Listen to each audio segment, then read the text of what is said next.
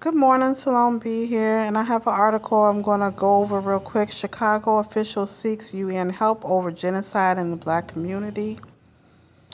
With Chicago, Illinois enduring nearly 3,500 shootings and over 600 homicides this year, one official is seeking the assistance of the UN in dealing with the quiet genocide of the city's black community. Cook County Commissioner Richard Boykin traveled to the UN last Thursday and met with the Assistant Secretary General for Peace Building Support, Oscar Fernandez Tarico, to discuss the murder rate in Chicago African American community. The United Nations has a track record of protecting minority populations.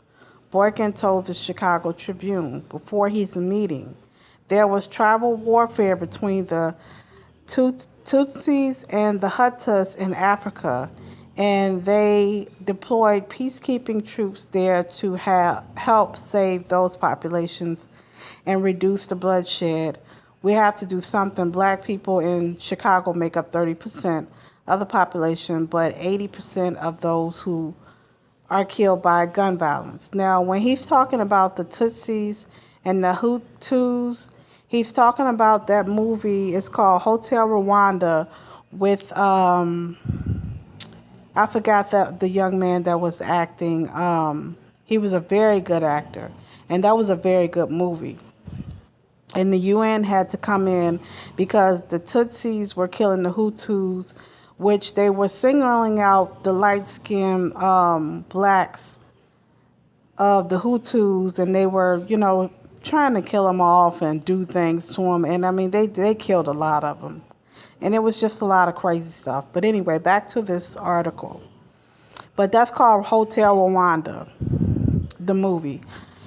That's what they're referring to. Okay. Now it says dailyreverb.com. Chicago Police Chief reminds city official the UN has no jurisdiction here. Former Chicago police officer Dominique Izzo, who is running for Cook County Sheriff, said Boykin was probably looking for ideas and not likely to override his sheriff or Cook County's police supervisor by seeking UN boots on the ground. Boykin was probably speaking metaphorically when describing the killings in Chicago as a genocide, Izzo added.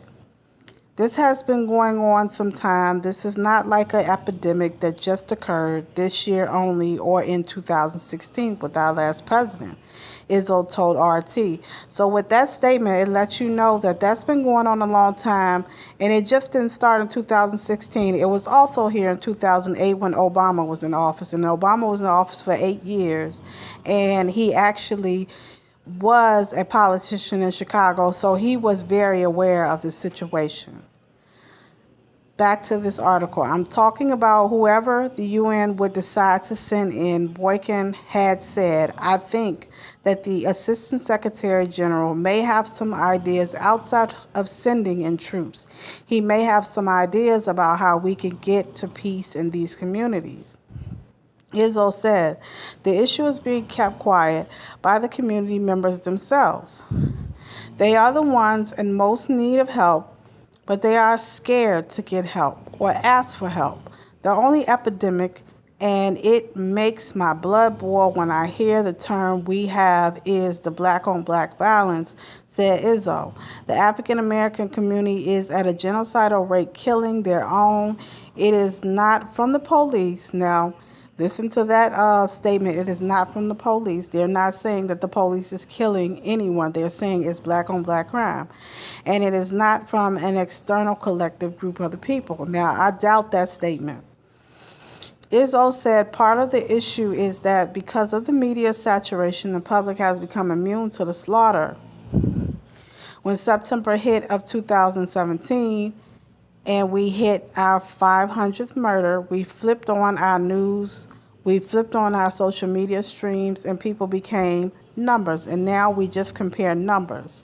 We are even close to when we were at 600 last year, 500 this year. We are below 700. Izzo told RT These are lives, these are human lives, and unfortunately, leadership has failed. They keep voting for their parties. They vote for their charismatic speakers, and they do not vote for the people who would take care of them. Some 3,493 people have been shot in Chicago so far this year, and 662 of them have died, according to the local news sources. When President Donald Trump threatened to put the National Guard on the streets of Chicago earlier this year, the idea was met with widespread ridicule. Izzo described it was a very drastic measure to solve this problem. Basically, that's Trump telling Chicago, if you can't get yourself solved, we will solve this problem for you, Izzo said. With a city and a suburb population of 5.3 million people, Cook County Sheriff's Department only has 450 officers. Wow, that's a small unit on the streets, and the police are handcuffed because of failed leadership, says Izzo. Our officers are amazing, who serve with dignity and integrity on the city of Chicago and surrounding suburbs. We are not using them, he told RT. Now let's get started on this. They only have 450 officers on the street, which means the government right now is downsizing. This is why Trump was voted in, because he's cutting all kinds of programs. Most of these, they're not going to be paying a police force of 2,000 police officers because the government doesn't have the money. So this is why they got to call the UN in, because they don't have any more staffers to put out on the street, because the government is shrinking back down to a small government. Now, when the Democrats was in, the government was, we were having a police state because they were employing all these police officers, and we're in debt, going broke, trying to pay all these people because the government is trying to control everything. Not only that, the government is in a war, and war, I don't think people understand in economics, war actually adds to the GDP, the national gross product. War actually benefits the GDP. It benefits it. That's why the government is always calling war, because once they suspend that habeas corpus, then you have citizens going to jail. They can't get out of jail. And George Bush did a number on the habeas corpus, so no one could get out of jail. If you want to get out of jail now and you use the habeas corpus, you better go through the whole state process before you can call the federal government in. And that's a shame. George Bush should be in jail for that one. And people still don't realize what he did. So what they're going to do is they're basically declaring martial law, just like with Robert Mugabe. That was martial law. It's they call that a coup d'etat or whatever, and they removed him from office. That was martial law. And martial law consists of curfews, basic court-martialed, and things of that nature. You can't be outside after a certain time. You get thrown in jail without due process, which every civilian in the United States ain't getting no due process. Why? Because the Constitution is suspended. We've been in a war for at least 17 years of war. So one person had asked a question, and he said, well, the Nation of Islam has been in Chicago all them years and they couldn't stop this. No, because that problem was there before the Nation of Islam was even created. That problem been there since Marcus Garvey and W.E.B. Du Bois and all those black nationalists were trying to solve the problems. J. Edgar Hoover was creating those problems. This is why he had Garvey deported, because they wanted to create a problem to where no parents are in the household, and then you create a nation full of narcissists. And so narcissists, they devour their own. Narcissism is caused by taking things from people, removing their guides, removing any leadership, removing parents, removing money, removing wealth, removing resources. And there's nothing nobody can do, because if they could, the problem would have been rectified. That problem was created way before the blacks that are trying to get a hold of it now. That problem was there before they got there. This article says it was there before 2016. It was there when Obama came in office and went. It was there before Obama got there. And Obama didn't even solve the problem. That problem been there for almost 100 years now. And all these third and fourth generation of children that are killing each other in Chicago are doing that because half of their parents are in jail.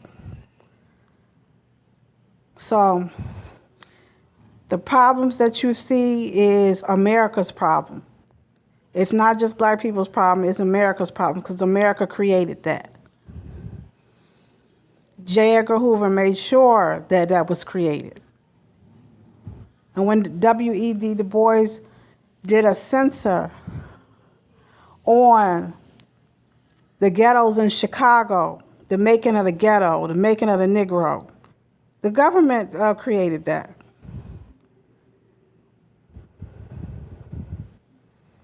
So, I mean, and the war is funding the GDP, because when we had that,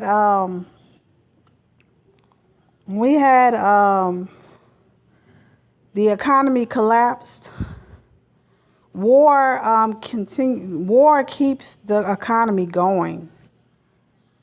This is why I said it adds to the gross national product, because now you have to spend money.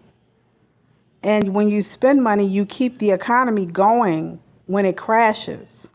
So war adds to the GDP, the gross national product. And the gross national product is just a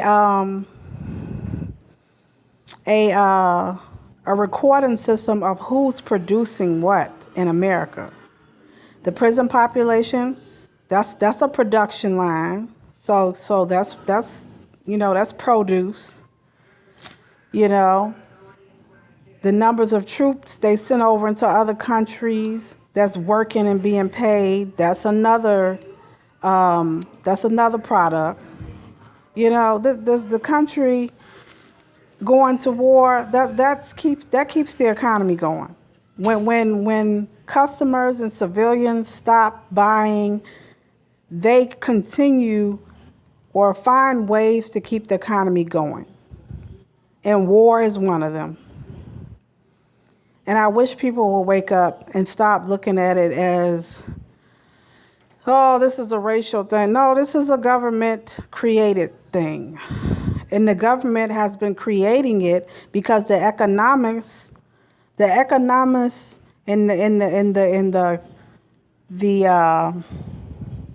the scientists and the chemists have actually torn up neighborhoods and populations with their creations and their manipulation of numbers. And we've been guinea pigs. And it's high time that if you live in Chicago, it's high time that you look out your window when those troops start walking down the street, and you pay close attention. And I want you to understand that your government created that problem.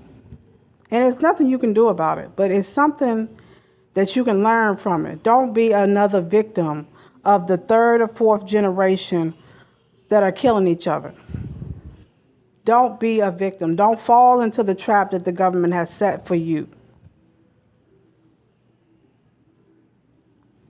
And understand, there's nothing you can do about it, because this has been created and you have inherited the problem. And when you inherit a problem and no one gives you the tools to solve it, how will you solve it? And if you have any answers, Put those down in the comments section because I would like to know if somebody creates a problem before you're born and you inherit that problem, how would you solve it?